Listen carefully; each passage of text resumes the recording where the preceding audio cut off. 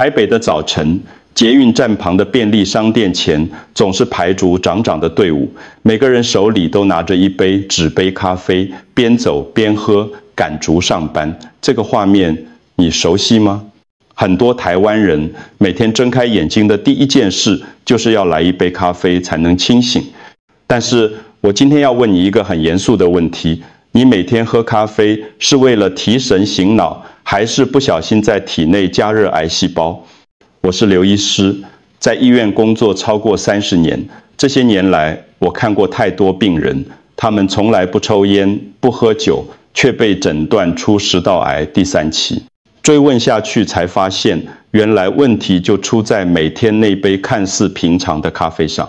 咖啡本身并不坏，但是有几个喝法上的错误，正在悄悄地烧伤你的食道黏膜，增加心脏负担，为癌细胞创造条件，让微塑胶在体内累积。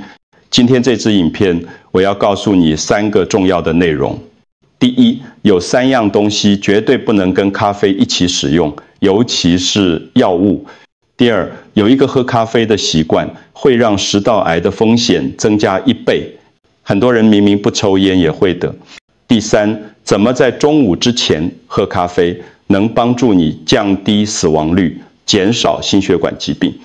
如果你今天看到一半就关掉影片，很可能明天你还是用老方法喝咖啡。几年后，当医师帮你做胃镜、食道镜检查时，我们才会发现癌细胞早就在那里了。但好消息是，咖啡不是敌人。相反地，如果你喝对了，它可以降低肝癌风险，减少糖尿病机会，预防失智，减轻痛风发作。等一下影片最后，我会总结5个喝咖啡的黄金原则，让你不会把疾病喝进身体里。请告诉我你正在从哪里收看。在我们开始之前，请留下评论并提出你可能有的任何问题。别忘了订阅频道并开启通知，这样就能收到我们最好的健康建议。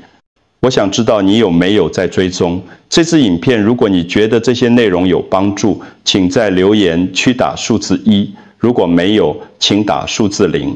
在我们继续之前，我想先问你一个小测验。有4种喝咖啡的习惯。第一种，慢慢喝，但喝得很烫。第二种，很烫的时候快速喝完。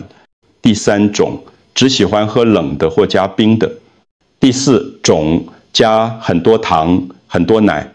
你觉得哪一种习惯对食道的伤害最大，最容易引发癌症？很多人会选喝很烫，慢慢品尝。但我要告诉你一个令人意外的答案，其实很烫的时候快速喝完才是最危险的。让我跟你说一个真实的故事。张慧兰女士今年62岁，住在高雄。她每天早餐后都会泡一杯非常烫的即溶咖啡。她的习惯是这样的：咖啡泡好还在冒烟，她就一口气快速喝完，因为马上要赶火车或公车。如果咖啡凉了，她就不喝了，直接倒掉。她说那种感觉很棒。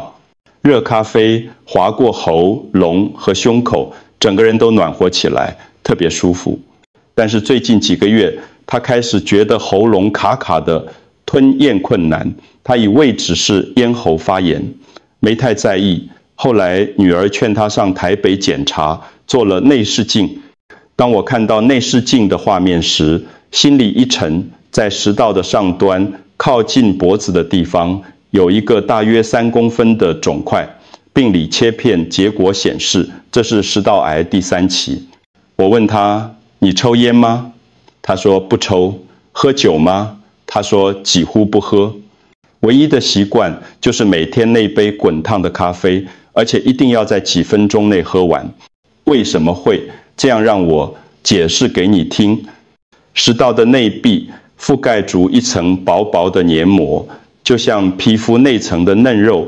每次太烫的咖啡快速划过，就像一股滚水，轻轻烫伤黏膜。如果年复一年这样重复，黏膜细胞必须不断修复再生。在这个过程中， DNA 复制很容易出错，慢慢的就变成癌细胞。这里要强调2个最危险的因素：温度太高，加上喝得太快，来不及让饮料在口中稍微降温。说到这里，你可能开始担心了，但别急，我们还有一个隐形杀手，很多人根本没想到，那就是每天带走的纸杯咖啡。你知道吗？在2016年之前，国际卫生组织曾经把咖啡列入可能致癌物的名单。从那时候开始，出现很多谣言，喝咖啡就是把癌症喝进身体里。为什么会这样？主要是因为咖啡豆在高温烘焙时会产生一种叫做丙烯酰胺的物质，这个种物质也会出现在炸薯条、烤饼前、油炸零食等食物中。在致癌物分类上有确定致癌和可能致癌2种等级，咖啡当时被列在可能这个级别。但是经过多年的追踪研究，科学家重新评估后发现，在正常饮用量下，咖啡中的丙烯酰胺含量非常低，很难达到致癌的剂量。所以咖啡已经从致癌物名单中移除了。更重要的是，大规模的流行病学研究追踪了数10万人，发现是喝咖啡的人整体健康状况反而比不喝咖啡的人更好。这个发现让科学界开始重新看待咖啡。世界卫生组织在2016年正式发表声明，没有证据显示咖啡会导致癌症。事实上，对某些癌症，咖啡甚至可能有保护作用。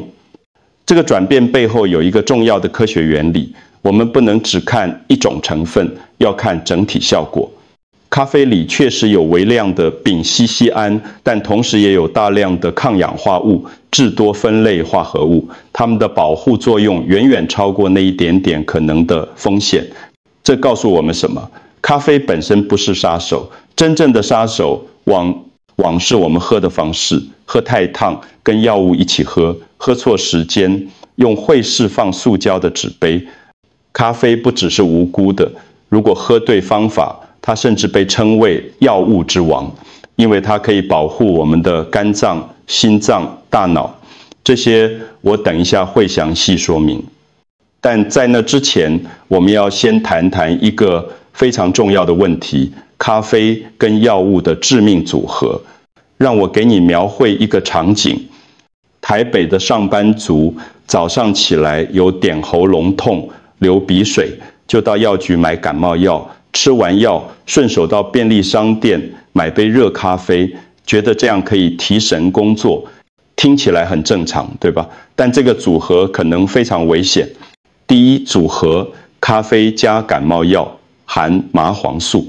感冒药中的麻黄素可以收缩鼻黏膜、血管，减轻鼻塞，但它也会刺激中枢神经系统，容易引起失眠、心跳加快。咖啡也会刺激心脏和大脑，2种物质加在一起，效果就会叠加。结果是什么？你的心脏砰砰跳，整天睡不着，头更痛、更紧绷。有些人喝完后整天焦躁不安，晚上躺在床上怎么都睡不着。第二组合，咖啡加某些抗生素或消炎药。有些药物会跟咖啡因在肝脏争夺代谢酶，结果就是咖啡因在体内停留的时间变长，血液中的浓度变高，导致手抖、心跳快、不舒服。对本来就对咖啡因敏感的人来说，后果更明显。第三组合，咖啡加支气管扩张剂。支气管扩张剂用于治疗气喘和慢性阻塞性肺病，咖啡因本身也有轻微的扩张支气管作用。当2种作用重叠时，血管扩张太快，心跳变强，可能会感到手抖、心慌、不适。所以这里有一个黄金原则：吃药的时候只用白开水最安全。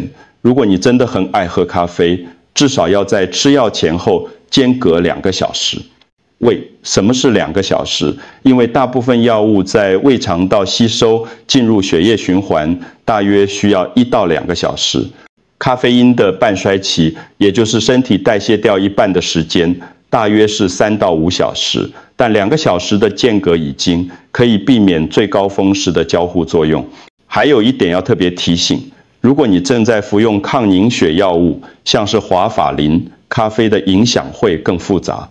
咖啡中的维生素 K 含量虽然不高，但大量饮用还是可能影响凝血功能。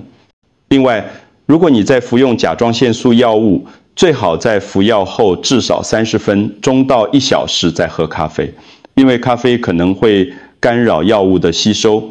药是用来治病的，如果因为一杯咖啡而影响药效，甚至增加副作用，那真的很可惜。现在让我们谈谈另一个很多人忽略的问题：外带咖啡的纸杯。每天早上下班时，尖台湾人牌对买咖啡，在便利商店、连锁咖啡店，每个人手上都拿着白色纸杯，盖住塑胶盖。你知道纸杯是怎么做的吗？外面是纸，但内侧有一层薄薄的塑胶涂层，用来防水。当这层塑胶遇到高温时，就会释放出微塑胶，这是非常小的塑胶颗粒，肉眼看不见。有研究指出，如果每天喝2到3杯热饮用纸杯装，平均可能会吞下大约75000个微塑胶颗粒。更惊人的是，解剖研究发现，在许多人的大脑中发现了大约7公克的微塑胶。7公克是什么概念？大约相当于一个小塑胶汤匙的重量。你能想象吗？在你的大脑里，现在可能带住一个塑胶汤匙。微塑胶不容易被分解，也不容易排出体外，它们可能进入血管、肝脏、肾脏、大脑和神经系统。科学家担心，这可能导致慢性发炎、细胞损伤、免疫系统失调。最新的研究更发现，微塑胶不只是物理性的异物，它们表面可能吸附着各种有毒物质，像是塑化剂、重金属、持久性有机污染物。当这些微塑胶进入我们体内，就像特洛伊木马一样，把这些毒素也一起带进来。在血液中，微塑胶可能影响红血球的功能，降低氧气输送效率。在肝脏，它们可能干扰解毒过程。在大脑，有研究开始怀疑它们与神经退化疾病的关联。台湾每年消耗的咖啡杯数量惊人，根据统计，1年大约有28亿杯外带咖啡。如果每个人都能减少使用纸杯，改用自己的杯子，不只是保护自己的健康，也是为地球做一件好事。那么，喝冰咖啡会不会好一点？如果是热咖啡加冰块，在最初阶段，当热咖啡接触纸杯时，塑胶就已经溶出了。只有当你喝的是冷萃咖啡，从头到尾用冷水浸泡制作，没有经过热水，释放的塑胶量才会比较少。解决方法其实很简单，带自己的杯子，用玻璃杯、不锈钢杯或陶瓷杯。当你在便利商店或咖啡店买咖啡时，请店员帮你倒进自己的杯子里。这样做有2个好处：保护环境，减少纸杯垃圾，减少微塑胶进入你的身体。也许你现在有点害怕，但别忘了，如果我们改变喝法，咖啡其实还有很多好处是经过科学研究证实的。现在让我们把焦点转到好消息上。咖啡不只是咖啡因，它含有丰富的多酚、荷氯、原酸，这些物质可以抗氧化、抗发炎、保护血管和细胞。好处1，第2型糖尿病。研究显示，每天多喝1杯咖啡，可以降低大约7%的第2型糖尿病风险。为什么？因为咖啡可以改善胰岛素敏感度。简单来说，就像钥匙和锁的关系，咖啡让钥匙更容易打开锁，让血糖更容易进入细胞被利用。好处2，肝癌和肝病。一些肝脏专科的治疗指引已经认可，每天喝一杯咖啡可以降低大约20%的肝癌风险。如果喝到3杯，风险可能降低到50%。对于有高风险的人，比如 B 型肝炎、C 型肝炎、带原者或脂肪肝患者当喝咖啡是值得考虑的。好，处3，痛风和尿酸。咖啡有轻微的利尿作用，可以帮助排出尿酸。研究发现，每天喝4杯咖啡，痛风风险降低大约40%。如果喝到6杯，风险甚至可能降低接近60%。当然，这要配合多喝水。好，处4，大脑和记忆力。在中年时期维持每天3到5杯咖啡习惯的人，到老年时失智的风险可能降低超过60%。在台湾这样高龄化的社会，阿兹海默症、记忆力丧失是很多人的恐惧，咖啡可能是预防的好帮手。研究发现，咖啡因可以阻断大脑中一种叫做腺苷的受体，腺苷会让我们感到疲倦，当咖啡因阻断它，大脑就会变得更警觉、更专注。长期来看，咖啡的抗氧化成分还能保护脑细胞不受自由基伤害，减缓神经退化的速度。有些研究甚至发现，咖啡可能帮助清除大脑中的贝塔类淀粉蛋白，这是阿兹海默症的主要元凶之一。好，处5，眼睛和头痛。咖啡可以降低白内障风险，因为它减少氧化伤害，对某些人来说还能改善前眼症。另外，咖啡因适度收缩血管，可以缓解头痛，特别是偏头痛患者，在头痛初期喝一杯咖啡，有时可以有效缓解症状。这也是为什么很多止痛药里会添加咖啡因成分。但记住，这些好处都有一个前提，你要喝对方法。对于有严重高血压、严重肝肾疾病、怀孕妇女、青光眼患者等人，要遵守个别的医疗建议。这些我等一下会详细说明。现在让我们来谈谈具体的喝法，喝什么、怎么泡、什么时候喝，每个人该喝多少，选择咖啡豆和烘焙程度。优先选择浅焙或中焙的咖啡豆，这样可以保留更多氯原酸，抗氧化效果更好。生焙虽然香气浓郁，但部分多酚会被破坏。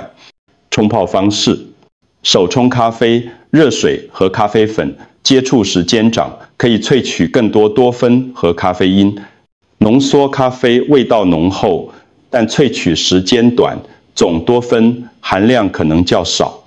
要不要加牛奶？牛奶含有酪蛋白这种蛋白质，酪蛋白可能会跟多酚结合，降低抗氧化能力。如果你喝咖啡的目的是保护心脏、血管、肝脏，建议喝黑咖啡或只加一个点气牛奶。不能喝咖啡的人怎么办？你可以从水果和蔬菜中摄取绿原酸，苹果、梨子、蓝莓、番茄、茄子等等。喝咖啡的黄金时间，研究显示，在中午12点之前喝2到3杯咖啡，可以降低大约15%到16%的整体死亡率，降低大约30%的心血管死亡率。为什么？因为早上喝咖啡符合人体的生理节奏，不会破坏晚上的褪黑激素分泌，抗发炎和抗氧化作用，也能跟身体的自我保护机制同步。更具体来说，最理想的时间是早上9点到11点半之间。为什么不是一起床就喝？因为刚起床时，我们的皮质醇、压力荷尔蒙正处于高峰，这时候喝咖啡反而会让身体过度亢奋，也可能影响皮质醇的自然节律。等到起床后1到2小时，皮质醇开始下降，这时候咖啡的提神效果最好，对身体的负担也最小。如果你有运动习惯，在运动前30分钟喝一杯黑咖啡，可以提升运动表现，增加脂肪燃烧。研究发现，咖啡因能让运动时的耐力提升，大约12%。这对想要减重或增强体能的人来说是个好消息。相反地，如果在下午3、4点之后喝很多咖啡，咖啡因会在睡觉时还留在体内，导致难以入睡，睡眠品质差，睡眠不好会增加发炎反应，提高很多慢性病的风险。所以重点是，你可以喝同样的咖啡量，但只要把时间都移到中午之前，效果就完全不同了。现在让我们来看看哪些人需要特别小心，以及总结今天的重点。需要特别注意的族群：严重高血压患者，收缩压超过160，难以控制；慢性肝病、肝硬化患者；第3期以上慢性肾脏病患者；骨质疏松症患者；孕妇，每天咖啡因不超过200毫克；青光眼、甲状腺亢进患者；有良性乳房疾病的女性。5大喝咖啡黄金原则：第一，不要喝太烫，不要喝太快，让咖啡稍微降温，慢慢喝，保护你的食道黏膜。第二，不要跟药物一起喝，吃药只用白开水，跟咖啡至少间隔2小时。第三，减少使用纸杯，优先用自己的杯子，这样可以减少微塑胶进入身体。第四，选择浅焙或中焙手冲方式，少加或不加牛奶，这样可以保留最多的健康成分。第五，在中午之前喝完，依照自己的身体状况和医师建议调整用量。我不希望你害怕咖啡，我只是希望看完今天的影片之后，每次你拿起一杯咖啡，你都清楚知道自己在喝什么。这杯咖啡是在帮助你活得更健康，而不是让你更接近疾病。如果今天你学到了新的东西，请在留言区打数字6或是666，也请把这支影片分享给还在每天喝咖啡的亲朋好友，让他们也有机会保护自己的健康。谢谢你的收看，我们下次见。